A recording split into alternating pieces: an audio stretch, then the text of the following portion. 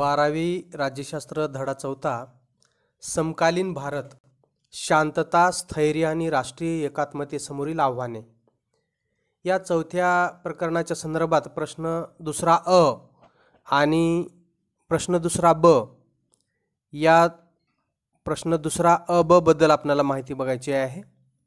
प्रश्न दुसरा अ आहे संकल्पना चित्रे पूर्ण करा आणि प्रश्न दुसरा ब आहे चुकी बरोबर सकारण सांगा। असे प्रश्न दुसरा अ ब प्रकरण चौथ्यावर आपल्याला अभ्यासायचा आहे। या ठिकाणी पहिलं उदाहरण आहे प्रश्न दुसरा अ मध्ये पुढील संकल्पना चित्रे पूर्ण करा। या ठिकाणी राष्ट्रीय एकात्मतेची मूल्ये व्हॅल्यूज ही अशी दिलेली आहेत। रिकाम्या जागेत रिकामे चौकोन आहेत हे। तर त्या ठिकाणी आपल्याला राष्ट्रीय एकात्मतेची मूल्ये धर्मनिरपेक्षता, समान नागरिकत्व, समानता, विविधतेतील एकता, राष्ट्राप्रती निष्ठा, सामाजिक आर्थिक व राजकीय न्याय आणि भिन्न समुदायांबद्दल बंधुत्वाची भावना ही 7 व्हॅल्यूज जी आहेत, मूल्ये जी आहेत ती राष्ट्रीय एकात्मता घडवून आणण्यास महत्त्वाची भूमिका पार पाडतात। म्हणून ही राष्ट्रीय एकात्मतेची जी मूल्ये आहेत ती जेवढी दृढ असतील तेवढं राष्ट्रीय एकात्मता आणि संपूर्ण देश पातळीवर बंधुभावाची भावना, प्रादेशिकवाद, भाषावाद, जातीवाद, धर्मभेद ह्या सगळ्या गोष्टी विसरून राष्ट्रीय पातळीवर आपण सर्वजण एक राहिले पाहिजे अशी जेव्हा भावना निर्माण होते तेव्हा ती राष्ट्रीय एकात्मतेची भावना असते। आणि राष्ट्रीय एकात्मतेची मूल्ये ही राष्ट्रीय एकात्मता साध्य करण्यासाठी मदत करत असतात। म्हणून धर्मनिरपेक्षता, प्रत्येकाच्या धर्माबद्दल आदर बाळगणे, आपल्या धर्मानुसार आपल्याला ज्या काय पद्धतीचं वर्तन करायचे त्या पद्धतीनं करू शकतो, पण दुसऱ्याच्या धर्माला नाव न ठेवता, दुसऱ्याच्या धर्मावर टीका न करता आपल्या धर्मानुसार आचरण करण्याचं स्वातंत्र्य आपल्याला आहे। म्हणून परधर्म सहिष्णुता असली पाहिजे, समान नागरिकत्व, कोणत्याही प्रदेशातील व्यक्तीला विशेष अधिकार असता कामा नयेत, समान नागरिकत्व, समानता असली पाहिजे, विविधतेतील एकता, कारण आपल्या देशामध्ये अनेक जाती धर्माचे वेगवेगळ्या भाषेचे लोक राहतात, तरी त्यांच्यामध्ये राष्ट्रीय पातळीवरची भारत हा आमचा एक देश आहे, आम्ही एका सलग भूमीवर राहणारे अशी जेव्हा भावना निर्माण होते तेव्हा या सगळ्या बाबी लक्षात घेऊन राष्ट्रीय एकात्मता साध्य करण्यासाठी हे मूल्ये कशी दृढ होतील याच्यासाठी पोषक वातावरण निर्माण होणे महत्त्वाचे आहे। त्याच्यानंतर नंबर 2 राज्याची भूमिका। आता या ठिकाणी आपल्याला वेगवेगळे रिकामे बॉक्स दिलेले आहेत। राज्याची भूमिका काय आहे तर शांतता आणि सुव्यवस्था राखण्यामध्ये राज्याची भूमिका आहे। आर्थिक प्रगती, राज्याची भूमिका आर्थिक प्रगतीची आहे। त्याचबरोबर राष्ट्र उभारणीचं कार्य राज्यानं करणं आवश्यक आहे। त्याचबरोबर शासन व्यवस्था आणि लोककल्याण अशी वेगवेगळी भूमिका राज्याची आहे, कारण कल्याणकारी राज्य स्थापन करण्यासाठी या सगळ्या गोष्टीची आवश्यकता असते। त्याच्यानंतर नंबर 3 आहे राष्ट्रीय पातळीवरील प्रशासकीय सेवा, ऑल इंडिया सर्व्हिसेस ज्याला आपण म्हणतो। तर त्याच्यामध्ये हे 4 बॉक्स दिलेले आहेत। IPS इंडियन पोलीस सर्व्हिसेस, त्याच्यानंतर IFS इंडियन फॉरेन सर्व्हिसेस, त्याच्यानंतर IRS इंडियन रेव्हेन्यू सर्व्हिसेस आणि IAS इंडियन ॲडमिनिस्ट्रेटिव्ह सर्व्हिसेस। अशा पद्धतीने या 4 सेवा आपल्याला या ठिकाणी लिहिणं आवश्यक आहे। त्याच्यानंतर नंबर 4 नक्षलवाद्यांचे काही व्यापक डावपेच। यामध्ये प्रचारकी घोषणांचा वापर, जनचळवळीची उभारणी, महिला, आदिवासी आणि अल्पसंख्याकांना या क्रांतिकारी चळवळीकडे वळवणे, त्याच्यानंतर जनतेच्या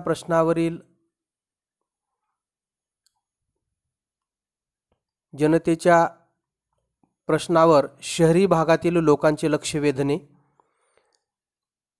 सैनिकी संघटनांचा विकास करणे आणि प्रचारकी घोषणांचा वापर अशा ह्या प्रकारचे नक्षलवाद्यांचे हे वेगवेगळे व्यापक डावपेच आहेत. त्याचाही या ठिकाणी आपल्याला वेगवेगळ्या बॉक्समध्ये लिहावं लागेल. त्याच्यानंतर प्रश्न दुसरा ब, पुढील विधाने चुकी बरोबर सहकारण स्पष्ट करा. प्रत्येकी 2 गुण. त्यामध्ये नंबर 1 आहे, राष्ट्रीय एकात्मता प्रस्थापित करण्यासाठी लोकशाही आवश्यक आहे. यामध्ये आपल्याला हे विधान चूक आहे की बरोबर आहे हे आपल्याला अगोदर स्पष्ट करावं लागतं. म्हणून सुरुवातीला वरील विधान बरोबर आहे, हे विधान बरोबर आहे. पुन्हा कारण, हे विधान बरोबर आहे की चूक आहे याला 1 गुण आहे आणि कारणाला 1 गुण आहे. असे 2 गुणाचा हा प्रश्न असेल. परीक्षेत 4 विचारले जातात 8 गुणासाठी. कारण, समाजातील लोकांचा राज्याच्या निर्णय प्रक्रियेतील सहभाग हे सुशासनाचे लक्षण आहे. यालाच लोकशाहीकरण अथवा लोकसहभागी राज्य असे म्हणतात. म्हणजेच लोकशाहीमुळे राजकीय प्रक्रियेमध्ये सहभागी होण्याची संधी देशातील सर्व घटकांना मिळते. राष्ट्रीय एकात्मता प्रस्थापित करण्यासाठी आणि समाज परिवर्तनासाठी लोकशाहीची गरज असते. सामाजिक बदल, लोकशाही व्यवस्था आणि आर्थिक प्रगती यांच्या साहाय्याने भारतातील गरिबी आणि जात तसेच लिंगभेद दूर करणे शक्य आहे. म्हणून राष्ट्रीय एकात्मता प्रस्थापित करण्यासाठी लोकशाही आवश्यक आहे. लोकशाहीमध्येच कुठलाही भेदभाव न करता सर्वांना संधी मिळण्याची शक्यता आहे. प्रत्येकाला व्यक्तिमत्व विकासासाठी पोषक वातावरण लोकशाहीतच निर्माण होऊ शकते. म्हणून हे विधान बरोबर आहे. त्याच्यानंतर नंबर 2, समाज परिवर्तनासाठी लोकशाही आवश्यक आहे. उत्तर, वरील विधान बरोबर आहे. कारण शांततापूर्ण आणि घटनात्मक मार्गाने समाज परिवर्तन घडवून आणणे केवळ लोकशाहीतच घडू शकते. सामाजिक न्याय, वाजवीपणा म्हणजे फेअरनेस, समानता या तत्वांचा वापर कल्याणासाठी करणे, समाजातील असमतोल दूर करून दुर्लक्षित घटकांचे दुःख दूर करणे या बाबी लोकशाहीतच शक्य होतात.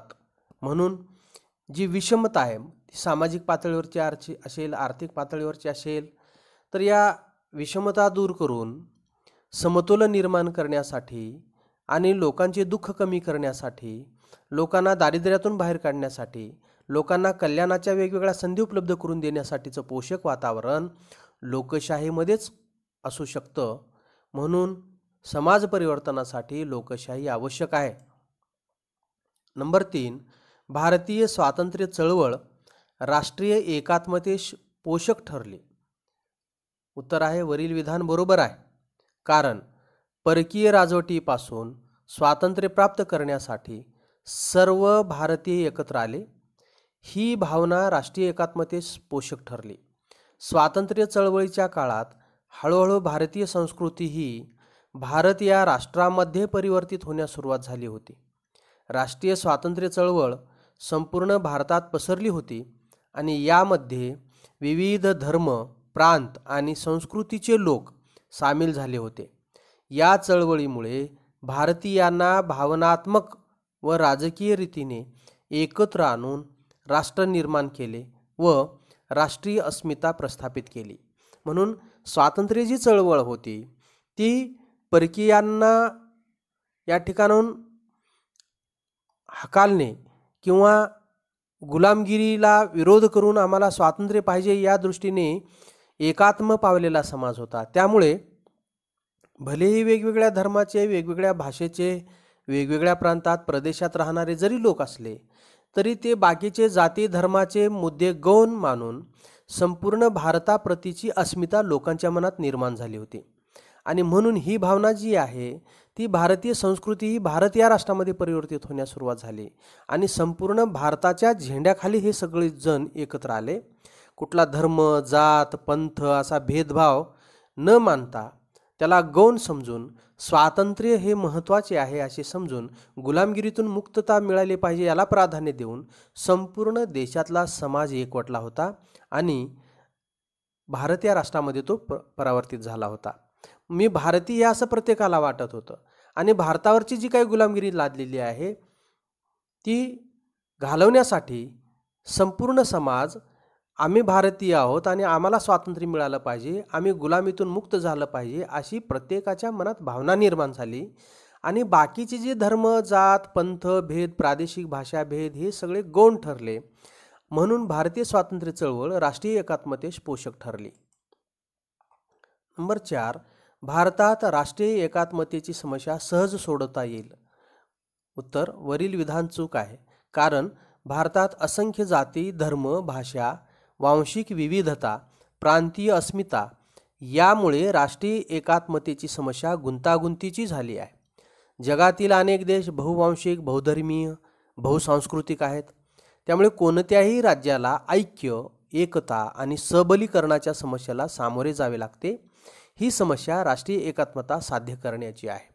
म्हणून अशा विविधता असणाऱ्या भाषा, धर्म, पंथ, बहुवांशिक, बहुधर्मीय अशा जगातल्या कोणत्याही देशामध्ये राष्ट्रीय एकात्मता निर्माण करण्यामध्ये अडथळे आहेत, तसे भारतासमोर सुद्धा आहेत. कारण भारतामध्ये अनेक धर्माचे लोक आहेत, भाषा आहेत, भाषिक वेगवेगळ्या प्रांतामध्ये वेगवेगळ्या भाषा बोलल्या जातात, प्रांतीय अस्मिता आहे, प्रत्येकाला आपापल्या प्रदेशाबद्दलची प्रेम किंवा अस्मिता आहे. त्याच्यामुळे त्यांच्या ज्या काही भावना आहेत त्या आपल्या प्रदेशापुरत्या केंद्रीभूत झालेल्या आहेत. मग अशा वेळेस आणि त्या टोकाच्या आहेत, त्याच्यामुळे या सगळ्यांना एकत्रित बांधून ठेवणे, त्यांच्यामध्ये बंधुभाव निर्माण करून राष्ट्राप्रती निष्ठा निर्माण करणे हे सहज तेवढं सोपं नाही. म्हणून राष्ट्रीय ऐक्य आणि एकता व सबलीकरणाच्या समस्येला सामोरे नेहमी जावं लागत असतं कोणत्याही देशाला. त्याचबरोबर भारताला सुद्धा अशी समस्या आहे. म्हणून भारतात राष्ट्रीय एकात्मतेची समस्या सहज सोडवता येईल असं नाही. त्याच्यानंतर नंबर 5, राष्ट्रीय एकात्मतेची समस्या सार्वत्रिक आहे. वरील विधान बरोबर आहे. कारण जगातील अनेक देश बहुवांशिक, बहुधर्मीय, बहुसांस्कृतिक आहेत. त्यामुळे कोणत्याही राज्याला राष्ट्रीय एकता आणि सबलीकरणाच्या समस्येला सामोरे जावे लागते. ही समस्या राष्ट्रीय एकात्मता साध्य करण्याची आहे. त्यामुळे राष्ट्रीय एकात्मतेची समस्या सार्वत्रिक आहे, युनिव्हर्सल आहे. असं म्हणता येत नाही की ही समस्या राष्ट्रीय एकात्मतेची फक्त भारतासमोर आहे, असे नव्हे. तर अमेरिकेसारख्या राष्ट्रामध्ये सुद्धा अशी समस्या आहे. कारण ज्या राज्याची व्यवस्था ही बहुवांशिक, बहुधर्मीय आणि बहुसांस्कृतिक आहे, अशा देशामध्ये संपूर्ण समाजात समन्वय घडवून आणणं, संघटन करणं, ते टिकून ठेवणं, एकात्म समाज निर्माण करणं हे कठीण असतं. म्हणून अशा प्रकारची समस्या ही युनिव्हर्सल आहे. जगातल्या कोणत्याही राज्यासमोर, ज्या राज्यामध्ये अनेक वंशाचे लोक राहतात, अनेक धर्माचे लोक राहतात आणि जीवन पद्धतीत सुद्धा प्रांतानुसार किंवा भागानुसार बदलू शकते, अशा प्रदेशामध्ये राष्ट्रीय एकात्मता निर्माण करण्याचं आव्हान आहे आणि ते युनिव्हर्सल आहे, सार्वत्रिक आहे. नंबर 6, राष्ट्रीय एकात्मता व्यक्ती समुदायाची ओळख पुसून टाकते. उत्तर आहे, वरील विधान चूक आहे. कारण राष्ट्रीय एकात्मता व्यक्ती अथवा गटांची ओळख पुसून टाकत नाही. ही एकसंघ समाज निर्माण करण्याचाही प्रयत्न करत नाही, तर ती फक्त गटांच्या ओळखीपेक्षा राष्ट्रीय ओळख निर्माण करण्याचा प्रयत्न करते. उदाहरणार्थ, जेव्हा आपण म्हणतो की मी भारतीय आहे, तेव्हा ती राष्ट्रीय ओळख असते. तेव्हा मराठी, तमिळ, पंजाबी, हिंदू, शीख, मुसलमान, ख्रिश्चन पुसून टाकल्या जात नाहीत, परंतु त्या राष्ट्रीय ओळखीपेक्षा गौण ठरतात. प्रादेशिक, वांशिक, भाषिक, धार्मिक विविधता राष्ट्र मान्य करते आणि त्याचबरोबर एकीची भावना जतन, दृढ आणि बळकट करते. राष्ट्रीय एकात्मता समुदायाचे समर्थन करते. राष्ट्रीय एकात्मता समुदायाचे समर्थन करते आणि विविधतेतून एकात्मता साध्य करते. म्हणून कम्युनिटीज ऑफ कम्युनिटी. म्हणून या ठिकाणी असं म्हटलं जातं की भलेही आम्ही तमिळी, मराठी, पंजाबी, हिंदू, शीख, मुसलमान किंवा ख्रिश्चन असलो तरी भारतीय या नात्याने आम्ही एकत्र आलेलो असतो. म्हणून भारतीय म्हणून आमची जी ओळख आहे ती राष्ट्रीयत्वाची ओळख आहे आणि तीच महत्त्वाची आहे. कारण भारत जर सुरक्षित राहिला तरच आमची नंतरची ओळख टिकून राहणार आहे. म्हणून आम्ही प्राधान्य अगोदर राष्ट्रीय ओळखीला देतो. मी भारतीय आहे म्हणत असताना, ती अस्मिता बाळगत असताना मी कोणत्या तरी प्रांताचा जर असेल तर तो प्रांताची ओळख माझी पुसली जाणार नाही. तर अशा संकुचित ओळखीपेक्षाही पुढे जाऊन मी राष्ट्रीय ओळख जर मी टिकून ठेवण्याचा प्रयत्न केला तर निश्चितच माझी प्रादेशिक ओळखसुद्धा टिकून राहील. मी कोणत्या जातीचा आहे, कोणत्या धर्माचा आहे, कोणत्या भाषेचा आहे.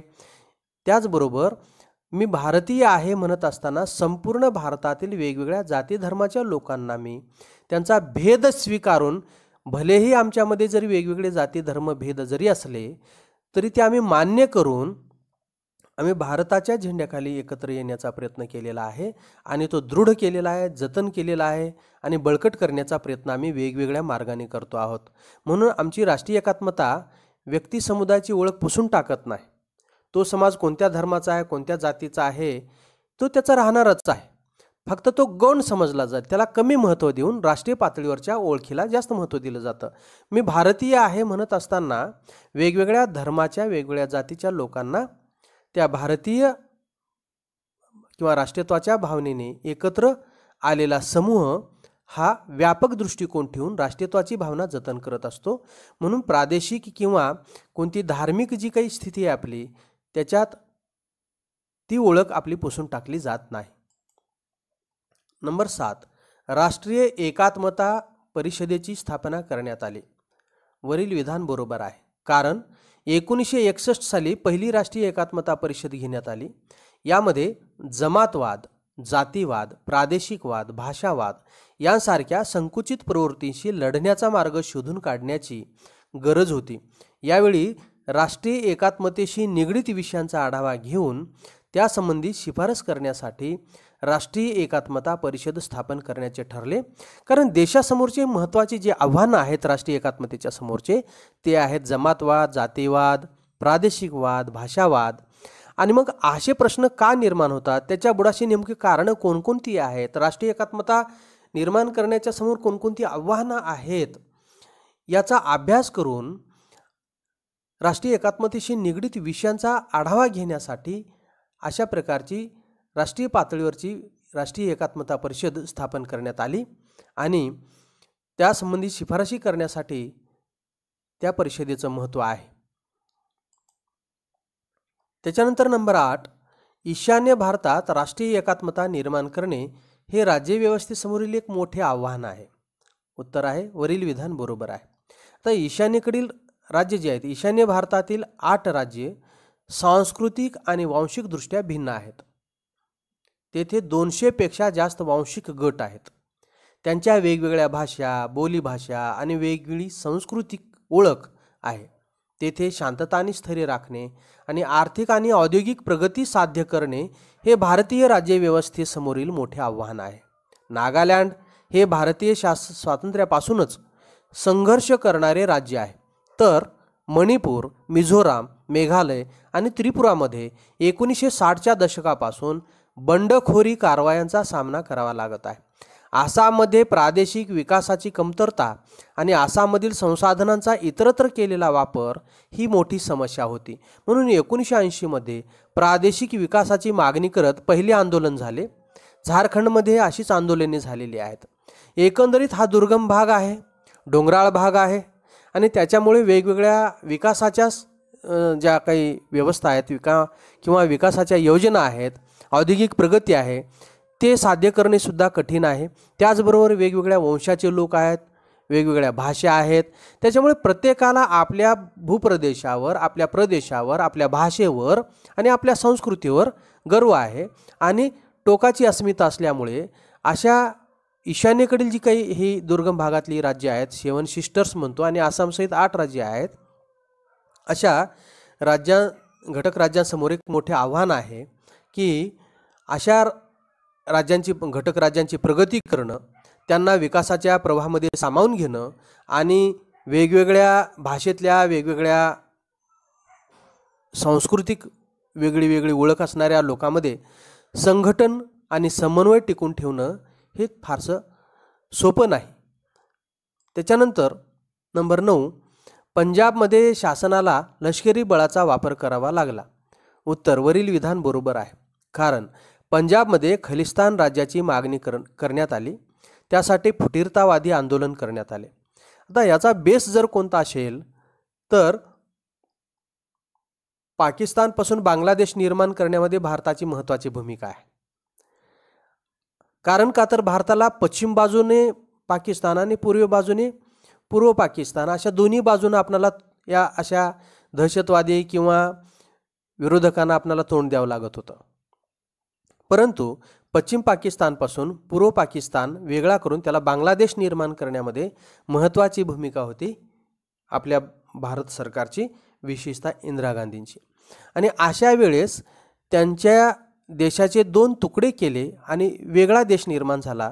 ही त्यांची नेहमीच दुःखाची भावना राहिलेली आहे. परंतु मग आता ते आपणाला कसा त्रास देणार तर पंजाबमधील खलिस्तानवादी जे आहेत, पंजाबमधील काही लोकांना ते फूस लावतात आणि सांगतात की तुमची भाषा वेगळी आहे आणि तुमचा धर्म वेगळा आहे, तर तुमचं वेगळा राज्य किंवा वेगळा देश निर्माण का करत नाही तुम्ही. असं काही मुठभर जे देशद्रोही लोक आहेत त्यांना फूस लावून अशा प्रकारच्या कारवाया करण्याचा प्रयत्न केला जातो.